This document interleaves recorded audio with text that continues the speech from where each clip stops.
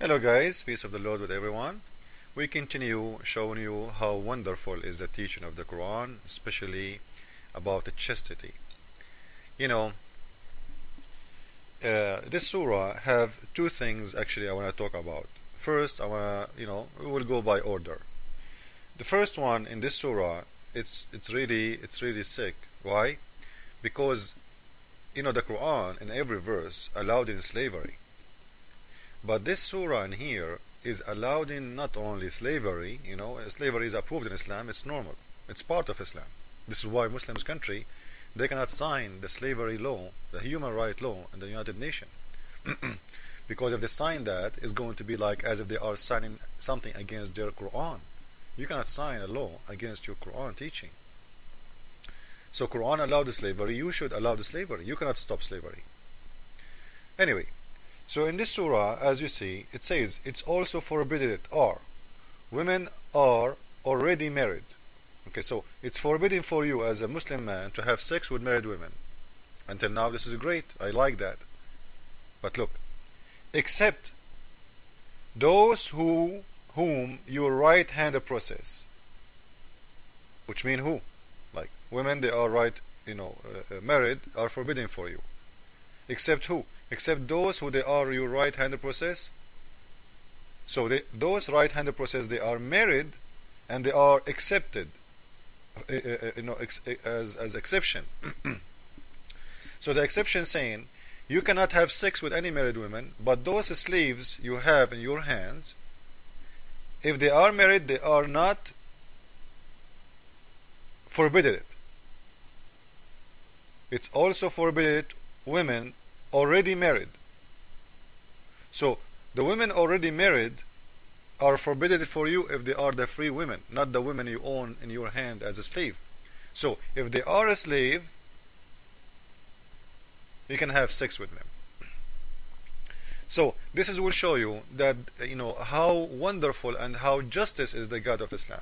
He is not allowing, like if the Quran is saying, okay, you can have sex with your slave, but she is not married. At least she is not married. But a woman, she is married. She have a husband, and you are allowing the man who own her to have sex with her.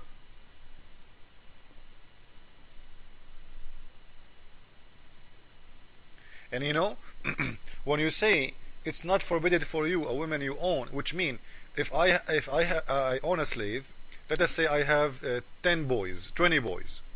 Arab people, they have a lot of kids.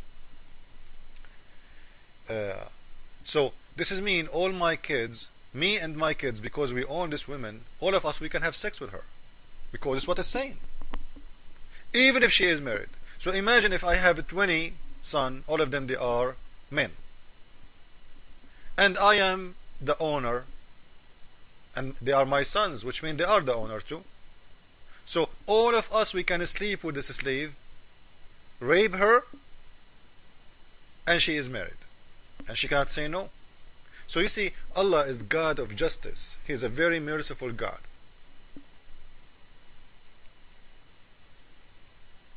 And the Muslims will say to you, we care about, the women, she cannot have more than one man, because Islam do care about knowing who is the son, belong to who.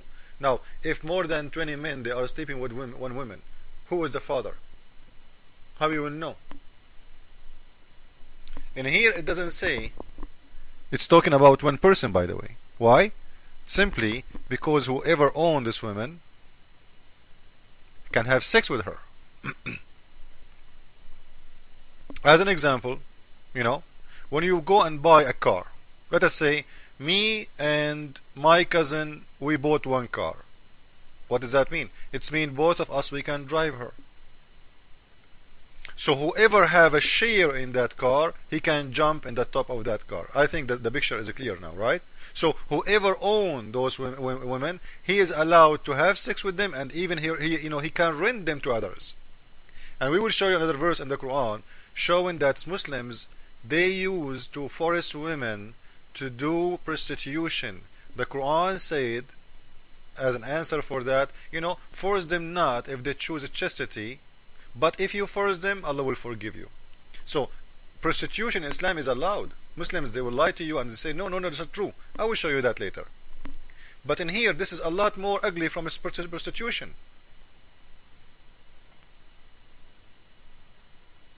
This is a married woman, maybe 100 times they will sleep with her at the same time. And this is God, Allah, is teaching me what to do with her. But remember, the Muslims will come to the, especially the black African American. I feel sorry for them, those African who converted to Islam. Anyway, they are coming out, most of them, very soon.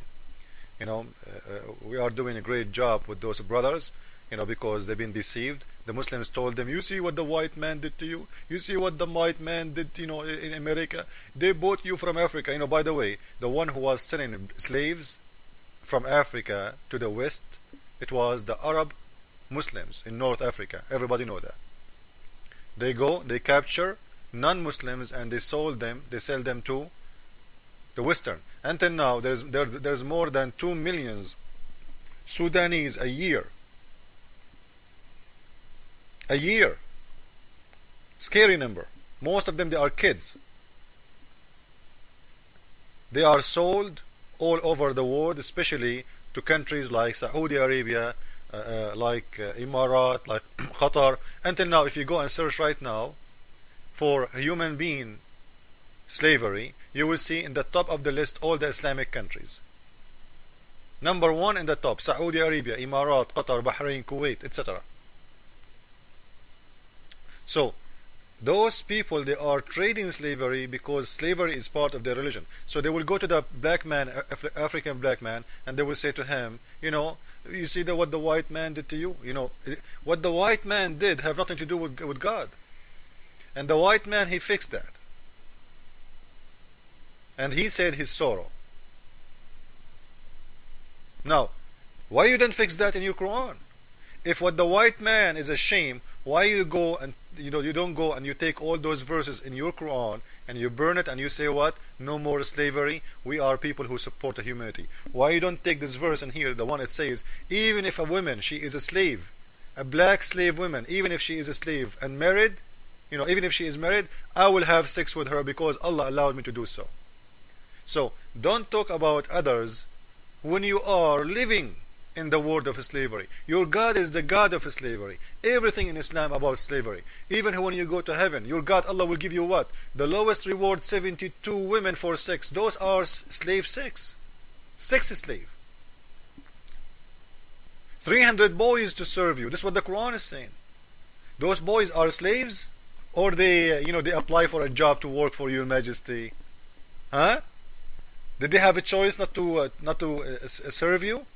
Do those women have a choice not to sleep with you? No. Allah will force them. They are slaves made for entertainment for you. So even the heaven of Islam is the heaven of slavery. Not only the earth of Islam is earth of slavery. Islam is a slavery from the beginning to the end. The Muslim is a slave of Allah, and everyone else, not a Muslim, he is a slave to the Muslims. It's a chain of slavery. So, Muslims who talk about slavery and talk about dirt and talk about good and bad, look at your book and see what kind of book is the book he allowed in you to do that. And in here, by the way, you need to know that this is not a revenge. Like, maybe somebody will say, all days it used to be this way. If somebody enslaved my woman and he raped her, I rape his wife. No. In here it doesn't say that. It's not about punishment. A woman, she is owned by you. You can have sex with her even if she is married.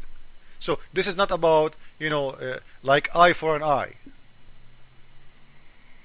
You hurt me, I hurt you. You rape my wife, I rape your wife. That law, is not the case.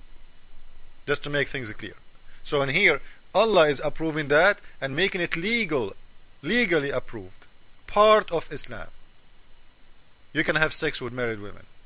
And not only you and your kids, and even you can rent that woman to anyone. You can give her as a gift to a friend to have sex with her. Like your friend, he will call you, hey Abdul, hey Muhammad, how you doing? I'm horny. Okay, don't worry, I'm going to send you a slave, so she will do some job for you. She will do some job like what? You know what is that? What I'm saying. So this is how clean Islam. This is how the chastity of Islam. So when Muslims talk about how filthy is the American, you know what?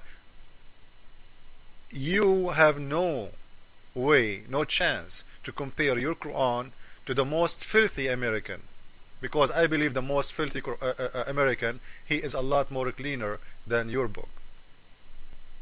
Otherwise, you tell me how your God approved this. Thank you all. Jesus is Lord. Amen.